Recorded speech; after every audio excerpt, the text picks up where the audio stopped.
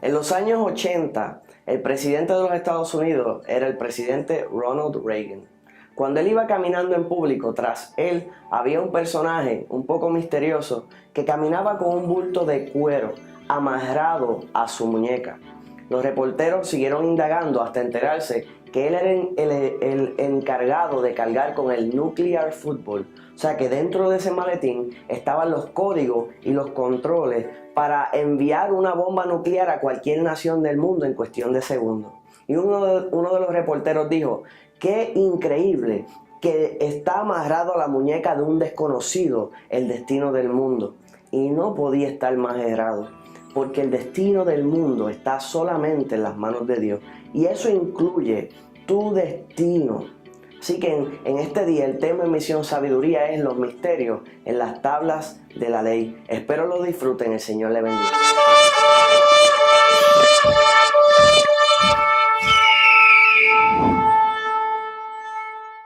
Cuando vamos a Génesis, capítulo 22, vemos una historia muy interesante. Vemos a Abraham que va caminando a entregar a Isaac, a dar a Isaac en sacrificio, porque el Señor se lo solicitó.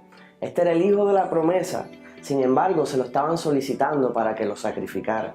Dice la palabra que Abraham el tercer día, cuando se levantó, miró el lugar de lejos. Entonces ahí hacemos una pausa.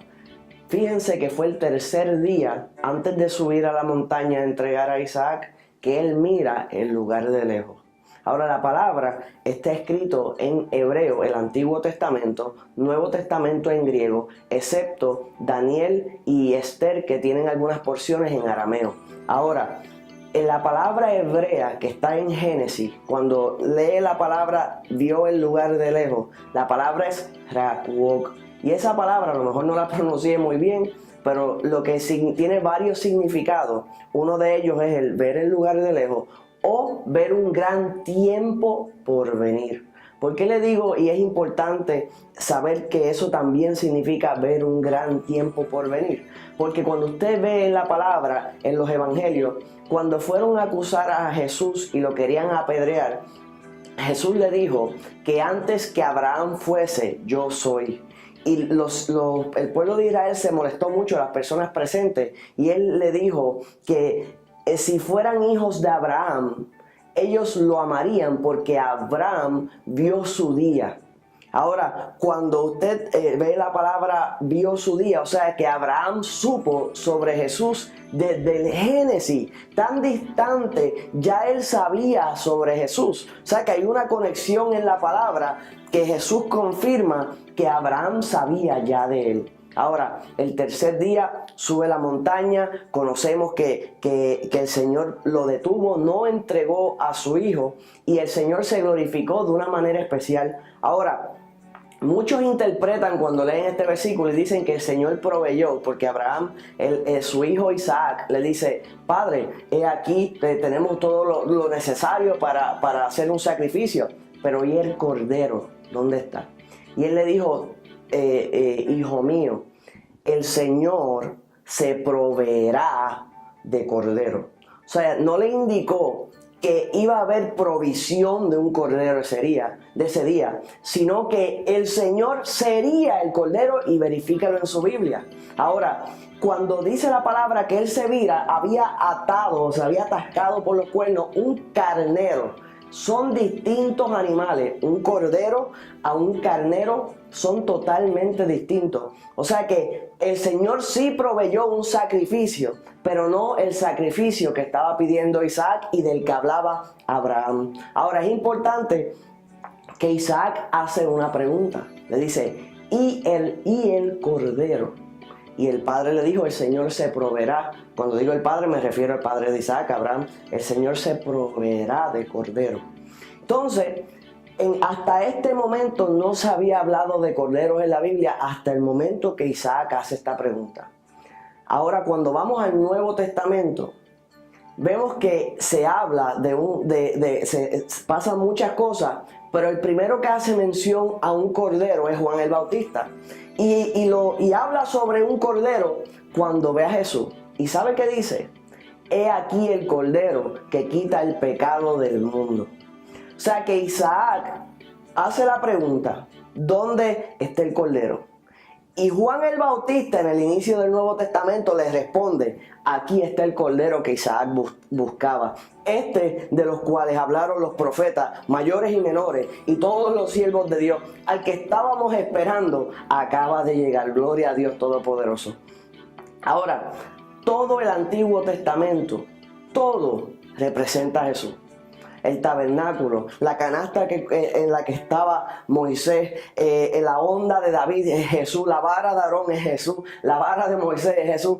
Todo lo que usted se pueda imaginar representa a Jesús. Cuando vamos en el caso de las tablas de la ley, lo primero es que se entiende que las tablas de la ley no eran piedra normal, sino que cuando el Señor se las entrega a Moisés, se entiende que es de zafiro azul. Le voy a dar la referencia. Dice así la poderosa palabra del Señor. Cuando vamos a Éxodo, dice, y vieron al Dios de Israel, y había debajo de sus pies como un emboldazado de zafiro, semejante al cielo cuando está sereno. O sea que lo describen como el cielo. Dice, entonces Jehová dijo a Moisés, sube a mí al monte y espera allá, y te daré las tablas de piedra y la ley y mandamiento que he escrito para enseñarles. Ahora, es impresionante que Ezequiel habla sobre el trono de Dios. Mira lo que dice Ezequiel. Miré y he aquí en la expansión que había sobre la cabeza de los querubines como una piedra de zafiro que parecía como semejanza de un trono que se mostró sobre ellos. O sea que constantemente cuando se describe el lugar donde el Señor está, se habla de zafiro azul. Ahora, ¿cómo podemos saber que las tablas de la ley iniciales eran azul? La palabra no nos dice directamente que las piedras entregadas originales eran zafiro azul, pero hay una referencia bíblica que uno cuando la lee entiende que eso es correcto. Y es esta, en Números capítulo 15.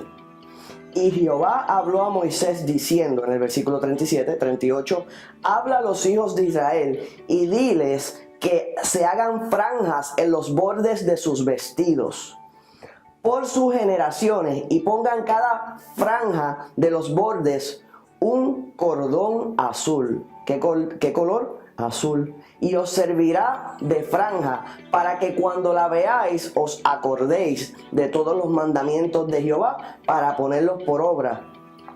O sea que cuando ellos mirarían esa franja azul, recordarían la ley de Dios. ¿Por qué? Porque las tablas se entienden que eran zafiro azul, y eso está escrito en muchos escritos de los judíos que hablan sobre eso. Ahora, más allá, cuando seguimos leyendo en la palabra, vemos que el Señor llama a Moisés a subir el monte Sinaí. Sube Moisés allá al monte. El Señor había preparado las tablas hermosas celestiales. Todo estaba hecho. Las tablas hechas, estaba todo escrito, estaba todo listo. Y el Señor le entrega esas tablas a Moisés. Moisés baja a la montaña y se encuentra el pueblo de Israel adorando un becerro de oro. Le da tanto coraje que esas tablas preciosas que el Señor le entregó, las restraya y las rompe. Ahora, le toca subir una vez más ante la presencia de Dios. Yo me lo imagino cabizbajo, ya se le quitó la rabieta, se le quitó el coraje, y se percata que lo que Dios le entregó, Él lo rompió por una ira. Porque no quita que ellos lo hayan hecho mal, pero eso no es una excusa para hacerlo tú mal. Ahora Él tenía que dar cuentas al Señor por esas tablas que rompió. Y vemos que el Señor cambia las reglas de juego. Ya el Señor sabiendo que eso acontecería. O sea, el Señor no lo tomó por sorpresa que Moisés haya roto las tablas, porque Dios conoce todas las cosas antes que pasen. Pero el Señor viene y le dice, ok Moisés, yo te las entregué listas, preparadas, tú las rompiste.